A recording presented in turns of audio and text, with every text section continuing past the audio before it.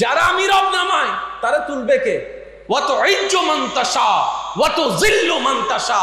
তাওয়াক্কুলটা রবের উপর রাখতে হবে, মুহাব্বতটা নবী রাহমাতুল লিল আলামিনের দিকে রাখতে হবে। একনিষ্ঠ ইয়াকিন যার থাকবে, একদিন না একদিন তার জীবনে জয়ের সূর্য উঠবেই উঠবে, উঠবেই উঠবে। ইন্নাল্লাহা মা'আস সাবিরিন। চিৎকার দিয়ে বলেন সুবহানাল্লাহ। দ্বিতীয় নম্বর পয়েন্ট, আমরা এখন আছি কোথায়? মঙ্গল গ্রহে নাকি আসমানে নাকি দুনিয়ায়? জোরে বলেন না। আমরা কি মরা না জিন্দা? তাহলে আমরা জিন্দা আছি কোথায়? দুনিয়ায়। আজীবন কি এখানে থাকবো নাকি আবার এখান থেকে চলে যেতে হবে? ভাই একটা আওয়াজ দিয়ে বলেন, থাকতে হবে নাকি চলে যেতে হবে? আমাদের জীবন যেখানে আছি এটার নাম দুনিয়া, যেখানে জিততে চাই এটার নাম দুনিয়া, যেখানে পাস করতে চাই এটার নাম দুনিয়া, যেখানে সাকসেস হতে চাই এটার নাম দুনিয়া। এই দুনিয়ার জীবন তো 2 দিন পরে শেষ হয়ে যাবে। মুসলমানদের জীবন মনে রাখবেন, দুনিয়া আসল জীবন নয়, আমাদের আসল জীবন হচ্ছে পরকাল। যে পরকালে জিতবে সেই আসল জয়ী হয়ে যাবে। এই 2টা পয়েন্ট মনে থাকবে ইনশাআল্লাহ। আমাদের আসল জিততে হবে কোথায়? ভাই একটু আওয়াজ দিয়ে বলেন, আমাদের জিততে হবে কোথায়? পরকালে। এবার শুনেন, আপনি যদি বলেন ভাইজান আমি পরকালকে দিয়ে যদি এত ফোকাস দিই, পরকাল যদি আমি জিতার ট্রাই করি তাহলে তো দুনিয়া হারাই যাবে।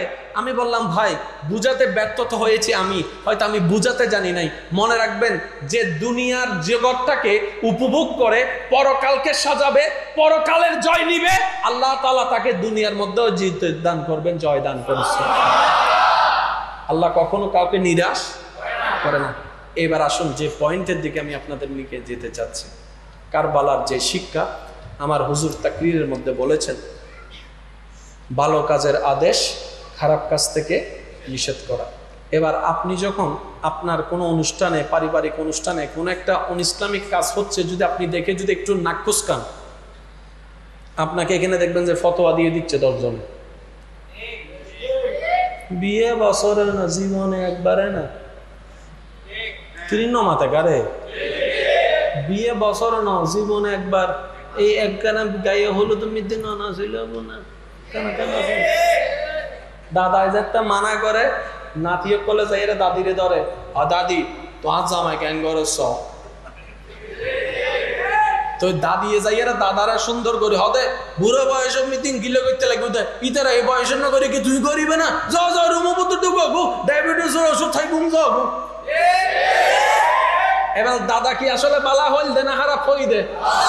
জোর হন বদ্দা দাদা হই দে বালা, ওগি দেখি ওগি দেখি ওগি দেখি। আর মনে রাখবেন এই ফর্মুলাটা। আমি আমার আলোচনা তাদের উদ্দেশ্যে করছি যারা লাভ চাচ্ছেন, আর যারা বলেন যে না দুনিয়া তাই শি হাইম দাইম যাইমবু, ভাই আমার কথা আপনার জন্য নয়। আমি তাদের উদ্দেশ্যে বলার চেষ্টা করছি যারা দুনিয়াতেও সাকসেস করতে চান, পরকালকেও সাজাতে চান। রব্বানা আতিনা ফিদ দুনিয়া হাসানাতাও ওয়া ফিল আখিরাতি হাসানাতাও ওয়া কিনা আযাবান। আমাদের জীবন যেহেতু দুনিয়ায় শেষ নয়, পরকালও আছে, আমরা দুটোটাই দিয়েছে আল্লাহ, নিব না কেন? সবটাই নিব, দুনিয়ার কল্যাণও নিব, পরকালের কল্যাণও নিব, কারণ দাতা হচ্ছেন আল্লাহ। বলেন না সুবহানাল্লাহ।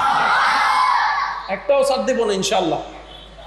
কিছু কথা বলে না, একটাও আমরা ছাড় দিব না। যদ্দূর পারি নেওয়ার চেষ্টা করব, অর্জন করার চেষ্টা করব। এবার আসেন, এই একটা সূত্র মনে রাখলে আশা করি অনেক কিছু আপনাদের ক্লিয়ার হয়ে যাবে। ইসলাম যেটাকে হ্যাঁ বলেছেন, চোখ বন্ধ করে বিশ্বাস করবেন, এখানে আমাদের জন্য কল্যাণ কল্যাণ কল্যাণ কল্যাণ। ইসলাম যেখানে না বলেছে এখানে আমাদের জন্য অকল্যাণ অকল্যাণ অকল্যাণ অকল্যাণ। আগে এই কথাটা ক্লিয়ার হন। ইসলাম বলেছে হ্যাঁ, আমাদের জন্য ভালো। ইসলাম যেখানে বলেছে না, এখানে আমাদের জন্য খারাপ।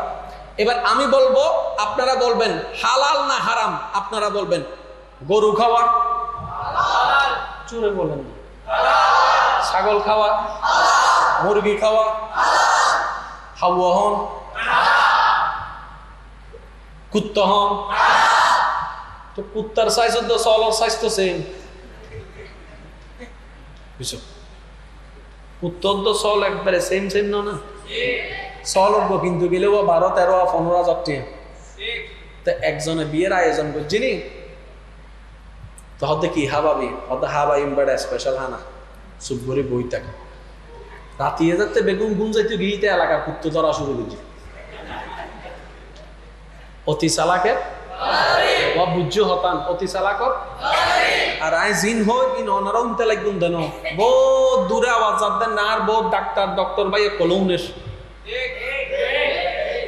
আর হত তো প্রথম হইও ভাই গ্রহণ গরম হইতো না অনার গান অনে ভাবি সব রাইট মনে হইলে লইম ভুল মনে হইলে বাদ দিম সমস্যা কি চিন্তা করি সাইতে হন লস আছে না এবার আর বদ্দায় কেন করছি ওই সলল্ল কুত্তর সাইজ মিল আছে রে সাইটেং বেগিন ঠিকঠাক আছে না নাই শুধু সলল লেসন এক দিলে কুত্তর লেসন আর এক দিলে দে এবেলিতে কুত্ত দড়ি কুত্ত জরাই বেগুনের হানা টানা হাবাই মানুষ হাইয়ের হতে কি রে ইবে তো নতুন নতুন স্বাদ লাগে দিবে কি হতে যা ভারত তো নাইনি দি হন টনের ঘরে গরজ জানার ঘরে দেখা যাচ্ছে বেগুন সিডেন মেডিকেল হন্ডে এবার একজন অসুস্থ হইলে দুইজন অসুস্থ হইলে মানা যায় বেগুন যদি অসুস্থ হয় নিশ্চয় নবুতের বেজাল এবার পুলিশ এসি আয়ের ইতারে দড়িয়ে ফস মোরা বান্ধিয়ে হাতে কি হাবাই স হতে সার কুত্তো হাবাই দি কি হাবাই দে বদ্দা জোর হন না কি হাবাই দে তো কুত্তো হাবাই যে বালা হতা না কুত্তাকে হাবালি হতে সলল্ল সেম তো সয়া ফতোয়া মারার দেখ সলল্ল সেম এবেলিতে দড়িয়ে ফিস মরা বান্ধিয়ে দিয়ে রিমান্ডত মায়ের আর মায়ের এটা হয়তো বাজে আমি বললাম কি করছি হন আবার স্বাস্থ্য সেম হয়তো তুই ভুল কি করছো সেখানে বাদে বুঝাই সাই সলতুম গোস্তল কুত্ততুম গোস্তল দুই টুরা গোস্ত লইয়ে রে সিডাং ল্যাবরেটরিত গিয়ে ডাক্তারের হয়তো ডাক্তার কেন পরীক্ষা করি ইতারে বুঝাই হওয়া চাই।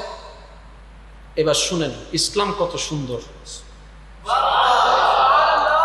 হ্যাঁ বোম মারি দিম দা বাজিবে ছোট হইলে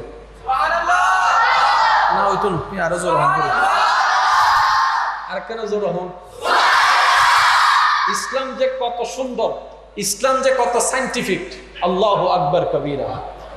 এবার সেই ব্যক্তি যখন দুই ধরনের গোস্ত নিয়ে ওখানে ল্যাবরেটরিতে গেল এবার সবাই মিলে বলেন প্রত্যেকটা গোস্তর মধ্যে বিষ আছে না নাই জোরে বলেন না বিষ আছে না নাই শরীরের জন্য ক্ষতি আছে না নাই এবার সেই দুইটা গোস্ত নিয়ে যখন আপনার ল্যাবরেটরিতে পরীক্ষা করলো দেখে যে দুটোটার মধ্যে মানবের শরীরের ক্ষতিকারক বিষ আছে। এবার আপনারা সবাই জানেন সেই গোস্তটাকে পরিষ্কার করে কোথায় দিতে হয় ডেক্সির উপর দিতে হয় নিচে আগুন জ্বলে উপরে পানি থেকে তারপরে সেখানে দিতে হয়। আল্লাহর কি কুদরত ওই গোস্ত যখন ছাগলের গোস্তটা যখন আপনার গরম পানির সাথে সিদ্ধ হতে লাগলো অটোমেটিক ক্ষতির পরিমাণ বিষের পরিমাণ কমতে থাকে বলেন না সুবহানাল্লাহ। কুকুরের গোস্তটা ওই গরম পানির মধ্যে দেওয়া থাকলো তখন সেই ক্ষতির পরিমাণ বাড়তে থাকে। এবার ডাক্তার বলে যে এই কারণেই তারা অসুস্থ হয়েছে। এবার উনি বলে যে ও এই কারণেই তাহলে ইসলাম আমাদেরকে এটা খাইতে নিষেধ করেছে। আমাদের অনেক ভাইয়েরা আমাদেরকে একটু ভুল বুঝে বলে যে ওই গরু আমরা কি করি ভাই কেন মা তো অন্য বজনা হব মনরা খারাপ করে রে বুজুর কারবালার ওয়াইজের মিটিং কি হইতে লাগবে অবদ্ধা কারবালার ওয়াইজ শুধু ঘটনা ন আরো জোর লাস্ট দি জিয়ান হনর হইবেলি জিয়ান মূল হতা ইয়ান হইবেলি আর এক ঘটনার মিককে যাইতে আসল শিক্ষান বুলিজের বুদ্ধি এটাল্লাই ঘটনা আছে খানদানি আছে ইয়ানোর বিরোধিতা করি দিন বা চাই হন হতা অন্য মিকে না লাগাইলে ইয়ানোর বাইরেও ইমাম হুসাইনের একটা শিক্ষা আছে তো ইয়ান কি ও রসুলের উম্মত জ্বর জিল্লাই বায়ুক আল্লাহরে নসাজ্য সুবহানাল্লাহ হনাবাজ আই হুসাইনে আল্লাহরে সিজদা দন নসারি তোমারাও নসাজ্য আই ফানির হষ্ট ভাইয়ের ইমান বেশি ন পালাই ফানির লাই তোমারাও হানার হষ্ট ভাইয়ের টিয়ার হাসি ইমান বেশি ন ফেলিও শিক্ষা আরো বোর্ড দিলে আসে না নাই বজর হন আসে না নাই আচ্ছা বদাইনে কেন জানি রেখুন কারণ ওনারা বেগুন শিক্ষিত মানুষ বড় সময় সাত দোয়ানাত বই এরা বলছেন ব্রেন ওয়াশ করে ইসলামী বেকি হয় না হয় ইয়া হদুন বাইরে শুধু ফেসবুক খুলিলে ইসলামের বিপক্ষে তুলতে আসে না নাই মনত রাখবেন যারা ইসলামের বুঝি যারা সত্যিকার বিজ্ঞান বুঝিবই তারা ইসলামের পক্ষে তাইব দর করি হন না সুবহানাল্লাহ। আচ্ছা যাই হোক আই কেন যায় আরা কোরবানি গরু কি করি দেখতে কি ভয়ানক লাগে। সি সি সি মুসলমানের দয়া নাই, মায়া নাই, মন্তরত ভালোবাসা নাই, সাহসন গরু গরু ধরিয়ে সেটিং বান্ধিয়ে কেন করে জড়াই দেয়। আহারে সে ফতোয়া মারে দি মানব অধিকার লঙ্ঘন। হদ্দা হনে যে খুব হাডি ফেলাইতে বুঝো ফেলানো যে খুব হাডি ফেলাই হদ এই বেলাইন মুসলমানে যাতে গরু জড়ায়, চল জড়ায়, কুড়ো জড়ায়, পুরা হাডি ফেলায় নাকি অর্ধ ফোঁস দেয় না, জোরহন না দেয় না, দিতে দিতে এই ইন্দির রক দুইয়েন হাড়ে না ও মাথা না বাজু। মাঝে মধ্যে কেউ যদি কেন হাইতে বেজাল হয়ে আরেকজন চুরি লইয়া হসা হিসাবে চুরি লই রে দেখুন না ও হসায় রগিয়েন কি শাহি রক সিনস নাই এনেরি এবার যাতে গরু জবে করে ও যুবক ইন মনত রাখতো ভাই আবদার করে হইতি নলে বদজনে তোমার ব্রেন ওয়াশ করে ফেলেবো হবো তো মুসলমান তুম দয়া মায়া নাই ফসুর প্রতি মুসলমান এই নিজের মতো করে করে দেন আল্লাহ এবং রসুলের বিধান মতো করে দে আর আল্লাহ এবং রসুলের বিধান হলে সবচাইতে উত্তম বিধান ডর করে হন। এবার বুঝে গরুর গোস্ত হয় বললাম না গুণ করতে চাইতে গুণ ইবের শরীরে বুতুর রক্ত তাইলে গোস্ত বিক্রি যাব বিষয় যাব ঠিক না বেটি খাওয়া বাজি এর রক্ত দুনুয়া হাঁটানোর মার মারে রক্ত বেগিন বাইরে যাবি গোস্ত পরিষ্কার যাবি সুবহানাল্লাহ কে হন যাব না বাজি আর কেন জোর হন না এবার অনে হবেন দা বক্তা এক খোবে হাড়ি ফেলে লস কি ইবে তো বড় লস রক্ত জিন বাইরে অনেক আর বাইরে ন বারে পুরা গোস্তই গোস্তই বিষ জমি যায় গুই আগে বুঝতে পারলাম না হতা। এই কথা বলার কারণ কি যুবক ভাই একটু মনোযোগ। ইসলাম যা হ্যাঁ বলে সেটা আমাদের জন্য কল্যাণ, ইসলাম যা হ্যাঁ বলে সেটা আমাদের জন্য আর একটু জোরে বলতে হবে। এখানে নাক গলানোর বিন্দু পরিমাণ দরকার। ইসলাম বলেছে তুমি অন ইসলামিক কাজ করিও না। আমি যদি মেনে চলতে পারি আমাদের লাভ, ভাই একটু জোরে বলেন লাভ আছে। ইসলাম বলেছে সুদ গ্রহণ করিও না, সুদের কাছেও যাইও না, এটা হচ্ছে ইসলামের বিধান। কিন্তু আপনি দেখেন আজকে সারা বাংলাদেশ নয় সারা পৃথিবী যে অর্থনৈতিক মন্দা, আমার ইকোনমিক্সের ভাইয়ের আমার চাইতে আরো ভালো জানে, অর্থনৈতিক মন্দার অন্যতম কারণ হচ্ছে সুদ। তাহলে সারা পৃথিবীর পুরা টাকার সিস্টেম উলট পালট করে দিয়েছে এই সুদের কারণে। ইসলাম 1450 বছর আগে এই অভিশাপকে সবাইকে নিষেধ করে দিয়েছে সুদ। আর একটু জোরে বলেন। আপনার এলাকায় একটু খবর নিয়ে দেখেন সুদের বিষয়টা কেমন জানেন। প্রথমে মনে হয় শোনার পরে মাসে এত, এগুলো তো কোনো ব্যাপার না, যখন একবার লেগে যায় ওই 300 টাকা দিতেও খবর হয়ে যায়। আর একটু জোরে বলেন না। কারণ কি যখন আল্লাহর অবাধ্যতায় আমরা কাজ করি আল্লাহ তখন রিজিকের ছায়া আমাদের থেকে তুলে নেয়। আগে 300 টাকায় আপনি যেভাবে চলতে পারতেন এখন 3000 টাকাও সেটা পারবেন না, কারণ বরকতটা উঠে যাবে। শুধু সর্বোপরি এতটুকু বুঝাতে চাচ্ছি, চোখ বন্ধ করে আল্লাহ এবং রসুলের বিধানের সামনে মাথা নত করার নাম, মন নত করার নামই হচ্ছে ইসলাম, মন নত করার নামই হচ্ছে মুসলমান। বলেন না সুবহানাল্লাহ। এবার পয়েন্টটা একটু নোট করবেন, আমি আপনাদেরকে যেদিকে নিয়ে যেতে চাচ্ছি। সূরা বাকারা, সবাই বলেন আরেকটু জোরে বলেন না। সূরা বাকারার 153 নম্বর আয়াতে যাব আমরা। কত আয়াত? 153 আয়াত। ভাইয়া আপনাদের কি কষ্ট হচ্ছে?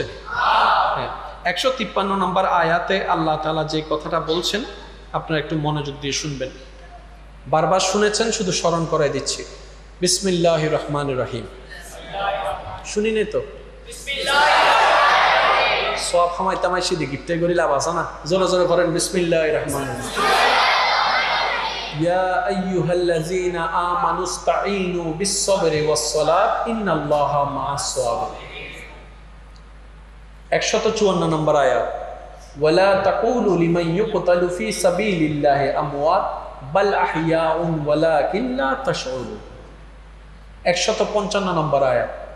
ওয়ালা নাবলুওয়ান্নাকুম বিশাইইন মিনাল খাউফি ওয়াল জু'i ওয়া নাকসিন মিনাল আমওয়ালি ওয়াল আনফুসি ওয়াস সামারাত ওয়াবাশশিরিস সাবিরিন আল্লাযিনা ইযা আসাবাতহুম মুসিবা 156 নম্বর আয়াত আল্লাযিনা ইযা আসাবাতহুম মুসিবা ক্বালু ইন্না লিল্লাহি ওয়া ইন্না ইলাইহি রাজিউন সুবহানাল্লাহ। আরেকটু জোরে। কারবালা ঘটেছে কোরআন নাজিল বন্ধ হওয়ার অনেক বছর পরে, অনেক বছর, কিন্তু বড় মিরাক্কেল বিষয় কি জানেন? কোরআনের মুজিজা কি জানেন? কারবালা ঘটেছে অনেক পরে, কোরআন নাজিল বন্ধ হয়েছে অনেক আগে, কিন্তু সূরা বাকারার 153, 54, 55, 56 নম্বর আয়াত যদি আপনি একটু স্টাডি করেন মনের চোখ দিয়ে ভালোবাসা নিয়ে, আপনার মন বলবে এই 4টি আয়াত হয়তো আল্লাহ কারবালার দিকে ইঙ্গিত করে নাজিল করেছেন। আর একটু জোরে। এই 4টি আয়াতের সাথে কারবালার বড় মিল। ভাই একটু জোরে বলেন না, মিল। 153 নম্বর আয়াতে আল্লাহ তাআলা যে কথাটা বলছেন, ইয়া আইয়ুহাল্লাযীনা আমানুস্তাঈনু বিস-সাবরি ওয়াস-সালাত, পয়েন্টটা একটু নোট করবেন। বিস-সাবরি ওয়াস-সালাত ইন্নাল্লাহা মা'আস-সাবিরিন।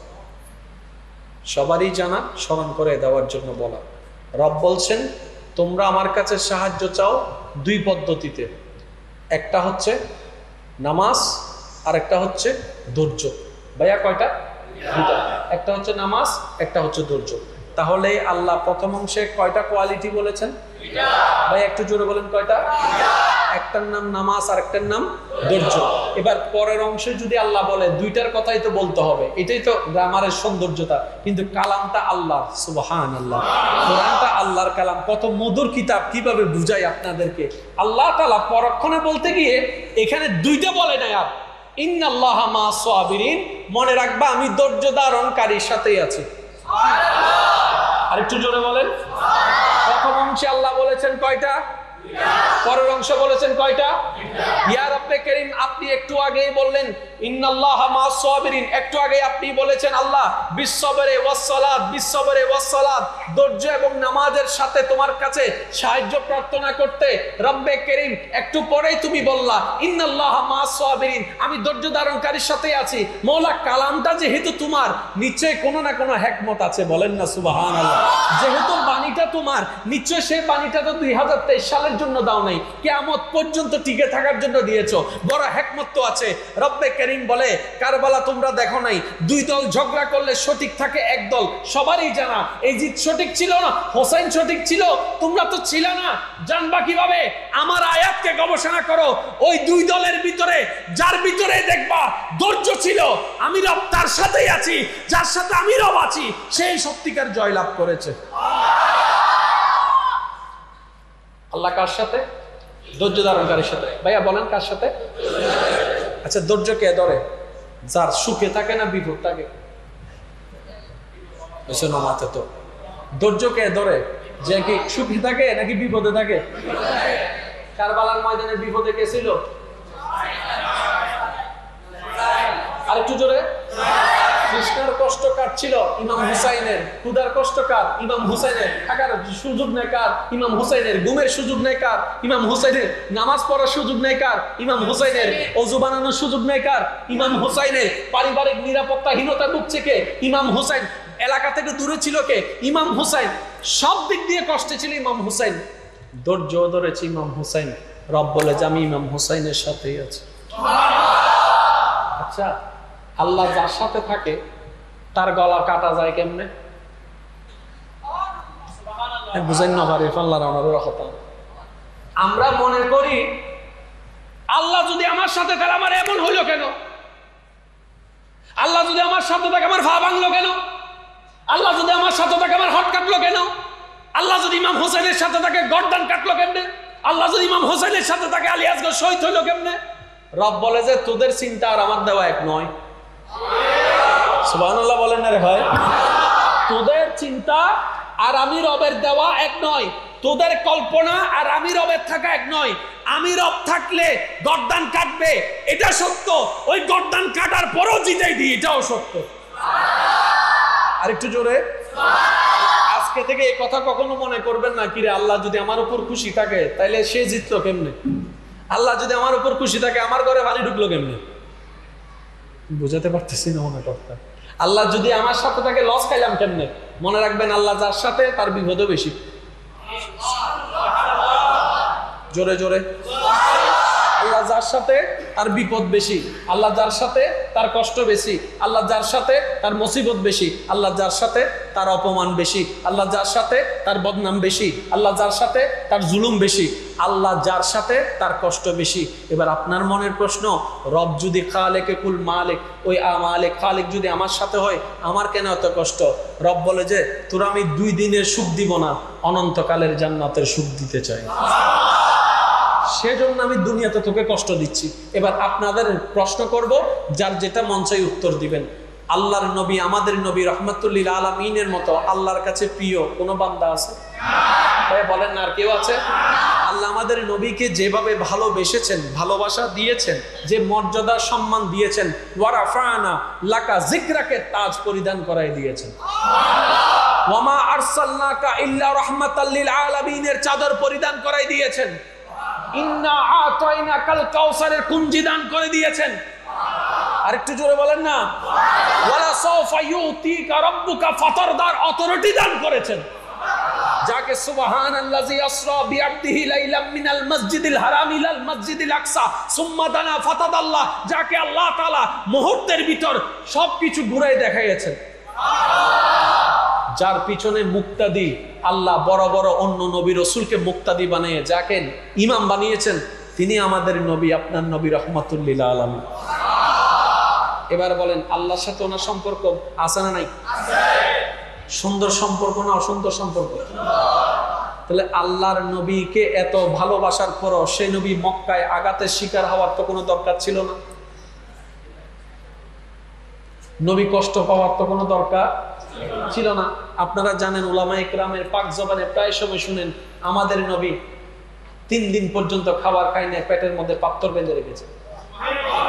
তো নবী যদি একবার বলতেন, আল্লাহ আমি কষ্ট করব না, যাব না, তুমি যদি মূসা আলাইহিস সালামের উম্মতের জন্য মান্না সালোয়া পাঠাইতে পারো, আমি তো হাবিবুল্লাহ, আমার জন্য পাঠাইতে পারবে না? আল্লাহ কি পাঠাইতো না? অবশ্যই পাঠাইতো। নবী বলে যে আল্লাহ আমি এখানে নিব না, এখানে যা ধৈর্য ধরার ধরবো, এখানের প্রত্যেকটা নিয়ামতের বদলতে হাসরের ময়দানে তোমার কাছে নিয়ামত চাইবো, ওই নিয়ামতের বদলতে জাহান্নামীকে আমি জান্নাতে নিয়ে যাব। বলেন সুবহানাল্লাহ।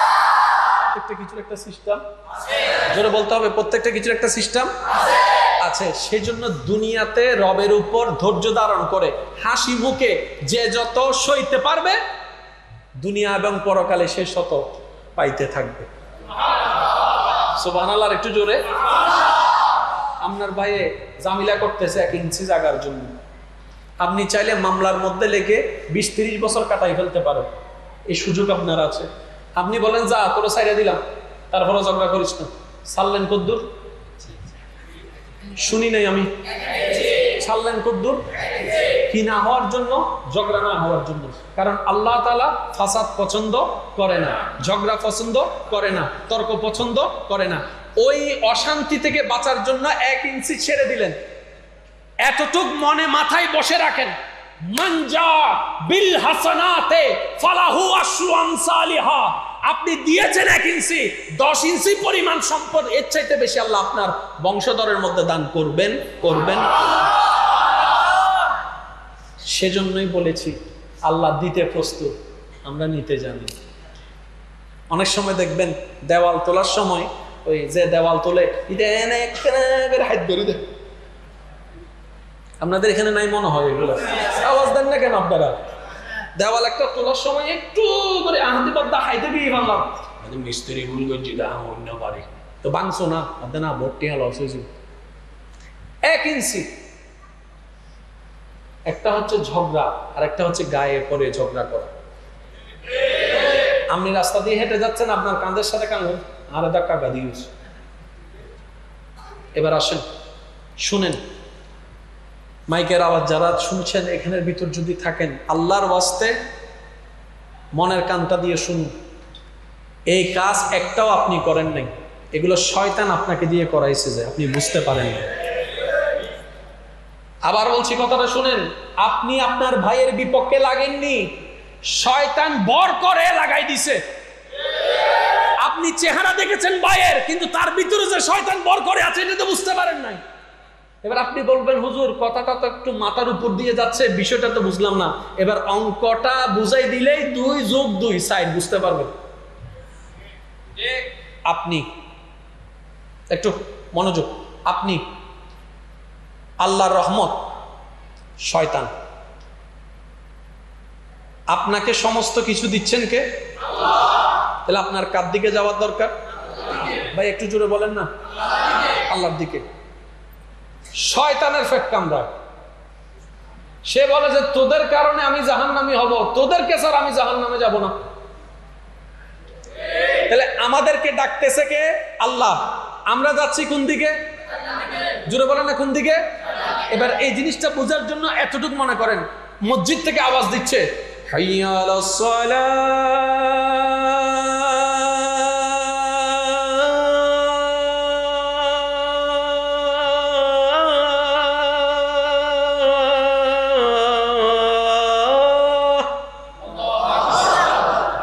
ডাকটা কার থেকে আসছে? আমাদের যাওয়ার দরকার দিলে কোন দিকে? আপনি আমি চলে যাচ্ছি খেলার দিকে, বন্ধুর দিকে, আড্ডার দিকে, দোস্তর দিকে, পাবজি মোবাইলের দিকে, গাছতলার পিছন দিকে, ডলার দিকে। এবার বলেন, ডাকলো কে? গেলাম কার দিকে? কেন? এই জিনিসটাই আমরা বুঝতে হবে। মিস্টার শয়তানে বলে যে আমি একা যাব না জাহান্নামে, তোদেরকেও নিয়ে যাব। সেজন্য আল্লাহ কোরআন আমাদেরকে একটা সাবধান করেছেন, আদুউম মুবিন বলেছেন শয়তানকে, ও বান্দা সাবধান, এই শয়তান তোদের প্রকাশ্য শত্রু, এর থেকে বাইরে থাকিস। এবার বলেন, শয়তান আপনাকে, আমাকে, আমাদেরকে যদি আল্লাহর প্রিয় করাতে চায়, হামলা করবে কি করবে না? ভাইয়া জোরে বলেন, করবে কি করবে না? শয়তান হামলা করে 2 ভাবে। কয় ভাবে? কিন্তু তারকে দেখতে আরে লই অনর লইতে জাহান্নামে যাবে, ও একা যাবে না, আমাদেরকে নিয়ে। এবার বলেন, আমাদের যাওয়ার ইচ্ছা কোথায়? জাহান্নামে না জান্নাতে? তো শয়তান নিয়ে যাচ্ছে কোথায়? আল্লাহ ডাকতেছে কোন দিকে? জান্নাতের দিকে। কোন দিকে? তা আমরা শয়তানের ট্র্যাপে কিভাবে পড়ছি জানেন? একদম সাইলেন্ট। আমি প্রশ্ন করব, আপনারা শুধু উত্তর দিবেন। আল্লাহর পছন্দ নাকি আল্লাহর অপছন্দ? আপনারা শুধু বলবেন।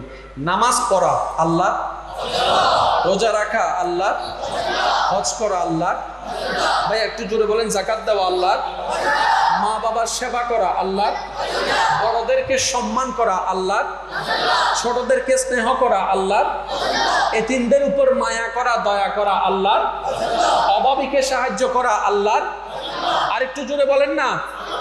পরনারীর দিকে না তাকানো আল্লাহর, তৃষ্ণার্তকে পানি পান করানো আল্লাহর, ক্ষুধার্তকে খানা খাওয়ানো আল্লাহর, মসজিদের দিকে আসা আল্লাহর, ভালো কাজে সাহায্য করা আল্লাহর। আরেকটু জোরে বলেন, আরেকটু জোরে বলেন। পানি খাওয়ানো আল্লাহর, ইফতিজিং করা আল্লাহর, গীবত করা আল্লাহর, বড়র সাথে বেয়াদবি করা আল্লাহর, ছোটকের উপর অত্যাচার করা আল্লাহর, বাপ মারা যাওয়ার পরে বোনের জায়গা খাইয়া দেওয়া আল্লাহর, আরো জোরে, সুদের সাথে লাগা আল্লাহর, ঘুষের সাথে লাগা আল্লাহর, 10 টাকার মধ্যে ইমান বিক্রি করে ফাইল অন্যদিকে দিয়ে দেওয়া আল্লাহর। এগুলো সব আমাদের ভিতরে আছে না নাই? এবার আপনি নিজেরা প্রশ্ন করেন, কিরে আমারে বানাইলো আল্লাহ, ভাইয়া প্লিজ, কি কারো কোনো কষ্ট হচ্ছে না? কষ্ট হলে আমি শেষ করে দিচ্ছি। যদি আপনি আজীবন দুনিয়াতে থেকে যেতে পারেন, তাহলে এই আলোচনা আপনার শোনার দরকার নেই। আর যদি হদ্দা না হবার জম ভরিব, তুলনম ভরিব, যদি আজীবন দুনিয়াতে থেকে যান, এই আলোচনা আপনার দরকার নাই। আপনি যদি বলেন না কবরে যাইতে হবে, মন না চাইলে আল্লাহর সামনে দাঁড়াইতে হবে, তাহলে এটা আপনাকে একটু বুঝতে হবে। আল্লাহ আমাদের সবাইকে একটু বুঝার তৌফিক দান করুন। আমি আবার বলছি, একটা দোষও আপনার নয়, শয়তান আপনাকে দিয়ে করাইছে, আপনি বুঝতে পারেন না। এবার বলেন, যখন হাইয়া আলাস সালাহ বলে আজান দিচ্ছে, তখন মুয়াজ্জিন আপনাকে কার দিকে ডাকতেছে? জাহান্নামের দিকে না জান্নাতের দিকে? ওই মুহূর্তে যে বন্ধু এসে আপনাকে বলছে দোস্ত আয়, এটা কিন্তু আপনার দোস্ত ছিল না, শয়তান ওর ভিতর বর করে আপনার কাছে আসছে যে না, আপনি মনে করছেন কি দোস্ত আসছে হলো শয়তান। আমি কি বুঝাতে পারছি কথা? একটু আওয়াজ দিয়ে বলেন বুঝাতে পারছি? আমি একটু মনোযোগ দিয়ে শ্রবণ করবেন। শয়তান কয়ভাবে হামলা করে? কাদেরকে হামলা করে? আমাদেরকে। কাদেরকে হামলা করে? তার লাভটা কি? আমাদেরকে কোথায় নিয়ে যাওয়া? জাহান্নামে। বলেন আমাদেরকে কোথায় নিয়ে যাওয়া? আমাকে, আপনাকে, আমাদেরকে জাহান্নামে নিয়ে যাওয়ার জন্য শয়তান কয়ভাবে হামলা করে? একটা হচ্ছে ইন্টারনাল, একটা হচ্ছে এক্সটার্নাল। এখন আপনারা বুঝতে পারবেন যখন আপনার মেজাজ গরম হয়, রাগ হয়, কারো উপর যখন রাগ হয়, মুখ আগে চলে নাকি মন আগে চলে? খেয়াল করছেন?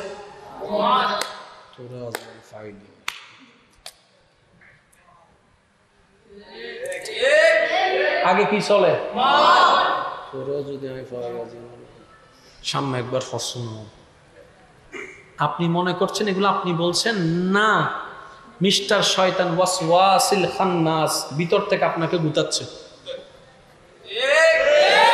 সেজন্য আল্লাহ রাসূল কি বলেছেন? ইয়া উম্মতি লা তাগদাব, মাথা গরম করিও না, রাগ করিও না। ইয়া রাসূলুল্লাহ কেন? বলে যে রাগ হচ্ছে শয়তানের অন্যতম একটা হাতিয়ার, এটা দিয়ে তোমাকে দিয়ে মানুষকে গুম করাবে, নিজে সরে যাবে, তুমি জেলখানায় বন্দী হয়ে যাবে। এবার বলেন রাগ আসে কি ফেরেশতা থেকে না শয়তান থেকে? এবার বলেন খুন আগে নাকি রাগ আগে? জোরে বলেন না। মায়ের আগে না রাগ আগে? এবার আপনি মায়ের একজনের দাঁত ফালাই দিচ্ছেন, পুলিশ এসে আপনারা ধরছে, আপনি বলেন যে স্যার আমার কোনো দোষ নাই, শয়তানের দোষ। পুলিশ শয়তানকে অ্যারেস্ট করবে? তো শয়তানকে যাই পুলিশ বলতেছে কিরে তুই তেরে গোসাকা তুলে দিস, শয়তানা হদ দেয় থেকে আর বদিন সর না আয় দিয়ে বলি তিল ইকে। আমি কি বুঝাতে পারছি কথা? বিতর্গত ভাবে মনে রাখবেন শয়তান সবচাইতে কোথায় বেশি খুশি হয় জানেন? স্বামী স্ত্রীর ভিতর যদি ঝগড়া লাগাই দিতে পারে, শয়তান সবচাইতে বেশি খুশি।